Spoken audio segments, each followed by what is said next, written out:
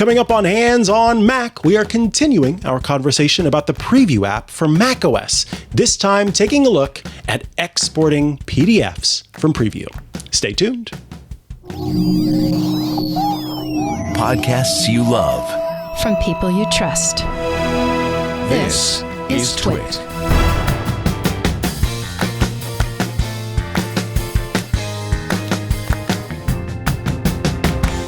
Welcome back to Hands on Mac. I am Mikah Sargent, and this is the time for us to continue our conversation about Preview for macOS. Today, we're taking a look at part of what you can do with PDFs in Preview.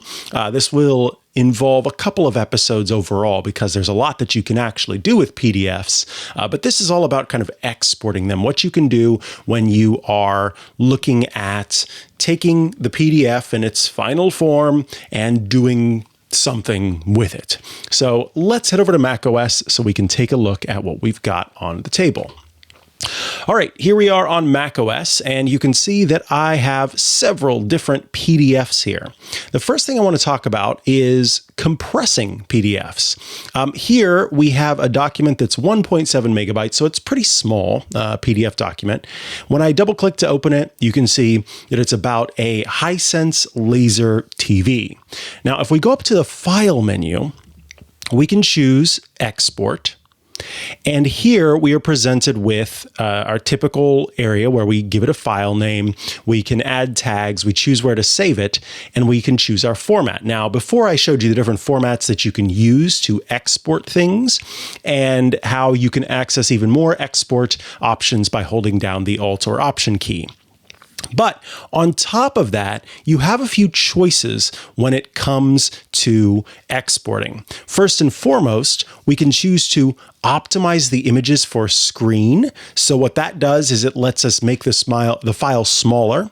And we can also choose to save the images as JPEG. What that does is it converts all the graphics within into JPEG files. So let's take a look at what this involves. I'm going to choose the disclosure triangle to open up our options. And what I want to do is save all of this to the desktop. So I've chosen the desktop. And the first thing I'm going to do is choose Save Images as JPEG. And I'm going to choose Optimize Images for Screen.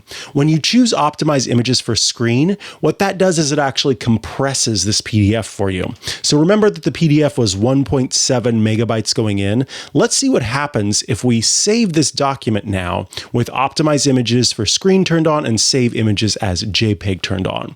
I'll choose Save, and the new PDF is created here on the desktop. If I right-click and choose Get Info, well, it looks like it's about the same size. Now, what this means is if the PDF doesn't change sizes, it's likely that the PDF has already been compressed. If you see a change in file size by selecting those options, compress the PDF graphics to presentation quality by choosing Optimize Images for Screen, and then also converting the images inside to JPEG, that likely means that what's happened there is the files have gotten smaller. Now, let's take a look at this PDF, which has a bunch of different images built. Well, actually, just a couple of images built into it. Right now, if we open up Finder again, we can see that it's 998 kilobytes. Let's see what happens if we choose File, we choose Export, and we keep those options selected, Optimize Images for Screen, and Save Images as JPEG. And we'll choose Save to the desktop, and let's see if it gets any smaller. Again, 998 kilobytes before, and it looks like it's about the same. So once again, what we have here is not much of a change to the final document format because these images are already pretty compressed as they need to be. However, if you were to put together a bunch of TIFF files, or if you were to put together several PNGs, it could save you by choosing to make that change. Now, this isn't the only thing that you can do when it comes to exporting a PDF.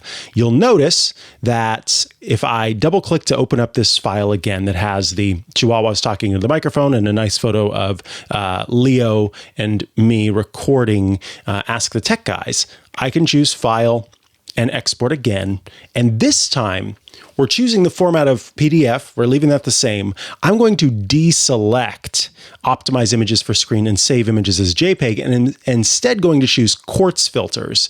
Now, what Quartz filters does is Quartz filters are specifically designed to make adjustments to PDFs. So what you're doing when you do one of these is tell the system, I want you to make an adjustment to the PDF.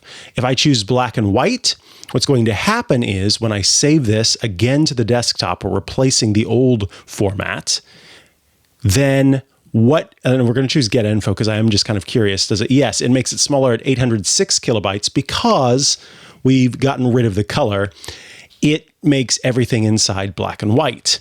As you can see, it's not a very good black and white document. So if you're concerned about the image quality, you might not want to use that format because it's kind of more for taking documents that you've scanned and turning them black and white. There's also blue tone, which will add a blue tone to your images. Create generic PDFX3 document. That's a kind of older style of PDF document. Gray tone, lightness decrease, lightness increase, reduce file size, and sepia tone. For these images, I'm going to choose sepia tone and choose save, and we'll replace the one that's on the desktop. Let's see what that did to the document. So here you can see it really did just apply a sepia tone. The image hasn't really lost a lot of quality and instead is just kind of overlaid with a sepia filter. So that's kind of nice. But let's take this document that, if we recall, is 1.7 megabytes. And let's see if we go into export and we choose the Quartz filter of reduce file size, if this helps to make a difference. I'll choose save. I'll replace the one on the desktop. I'm going to go ahead and open it up. And now I'm going to choose get info.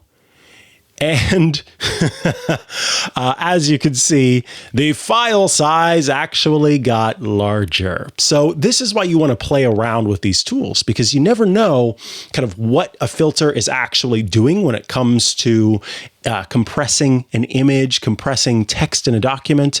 And in that case, it actually made that file size, unfortunately, larger by reducing with the Quartz filter.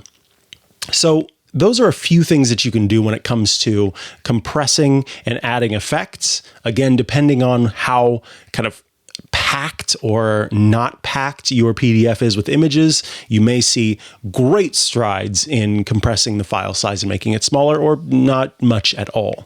So that's something to pay attention to. Now I want to talk about what you can do to keep people from editing your documents and deleting your documents. Well, if we open up this image that is saved as a PDF of the Chihuahuas talking in microphones and Leo and me recording Ask the Tech Guys, and we scroll our mouse and hover it over the title of the file, so the file name, in the top of the previews document, we can hit the little disclosure triangle to the right of the name, and underneath the Where section, you will see to the right a little checkbox that says locked. Currently, that checkbox is not checked, which means that it is unlocked. If I check it, it becomes a locked document. What that means is that no one is able to edit this document or delete this document unless they have permissions, meaning they are the one that created and locked this image. So in this case, I am able to make changes to this document. But if someone were to come along and use the system, if you have multiple macOS users logging in, and this is a file that's available in a public place, they would not be able to make changes to this document because it would require them to have access and be able to unlock the image. And in this case, I call it images because it is it's an image or a series of images within a PDF. But I could do the same for this document here. Click the disclosure triangle, choose locked. And now this instance of the file is locked and cannot be changed. If they want to make changes to it, if they want to, annotate the document or do anything with it, they have to duplicate it. So this is just a way to make sure that the original form of a document doesn't change. And you make sure that that is the case so that no changes take place to it if somebody else has access and is, taking a look at your PDF. The final thing that I want to show you when it comes to exporting PDFs is arguably one of the more important options. And so we're going to once again open that laser TV manual. We're going to hit the disclosure triangle and we're going to choose the locked option to unlock it because it was toggled on. And now we're going to look at password protecting a document.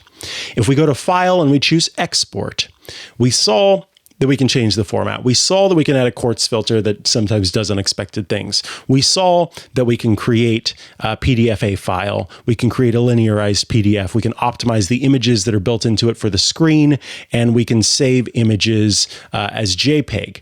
At the very bottom of the save dialog, you will see a button that says permissions. If we click on this button, now we have a lot of permissions options. So let's take a look to go through it.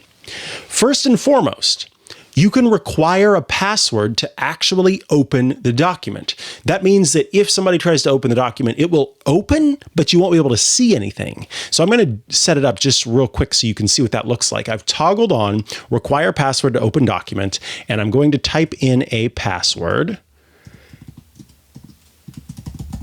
And then I am going to type it one more time to verify. Now I know that the password matches. And then down at the bottom, there's an option for owner password. And this is the same thing. So we've got to type this in twice. And then choose apply. So if you were following along, you've typed in your password in two different places. The owner password and the required password to open document can be the same. And then we click apply. Now I'm going to save this to the desktop as a new file called the name of this manual plus locked. And then I will choose save. And now I'm going to downsize this image and we're going to open up the locked one. But watch what happens when I open it up. This document is password protected. Please enter the password below. Now, one thing that we can see without being able to access this document without the password is the number of pages that this document has. So I do know that it has 26 pages. That's something to be aware of. That's the extent of it, though. To access the rest of it, I need to type in the password. And so I'm doing that now. Now I have access to see the document. We're going to go back to our original preview image here where we've set up permissions. And when I go to File, remember that before we chose Export and we chose permissions from there. Once you set permissions, you can simply go to File and Edit Permissions to make changes. So once again, we have the option to require password to open document. We're going to keep that off now. And instead, we're going to look at the permissions. I'm going to quickly type in my password that I've set up one more time so that I've got these options locked behind something. But this is what we can do. We can say, allow the following changes to be made without entering the owner password. So anything that we select here means that the person does not need to enter a password. If we deselect it, they have to enter a password before they're able to do it. If they want to, right now, if they want to print, if they want to copy text or graphics from the PDF, if they want to insert pages, delete pages, or move pages around, if they want to add annotations or add a signature, or if they want to fill in form fields in the document, all of that is possible without a password. If I click on any of these to deselect them, it means now I've selected the last one or deselected the last one. Suddenly, in order to fill existing form fields, they would need to have the password. But Because I have adding annotations or signatures selected, it does mean that they could add annotations and signatures without needing to do anything. So I'm going to deselect printing in this case, and I'm going to leave everything else selected. And that means the password is required in order for the person to print this document. I will choose apply, and I will hit Command and S to save this document. And then I'm going to hit Command P because I want to print this document. If I choose a printer that I know about here, and I look through, I know that this is one thing that I forgot to say.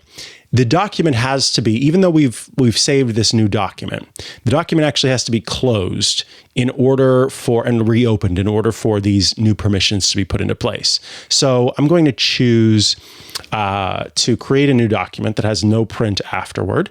We choose the format of PDF. We leave everything else alone. We type in our password, and we type it in again to verify. And now we give them access to copy, everything else, but not to print. And we choose apply, and now we choose save.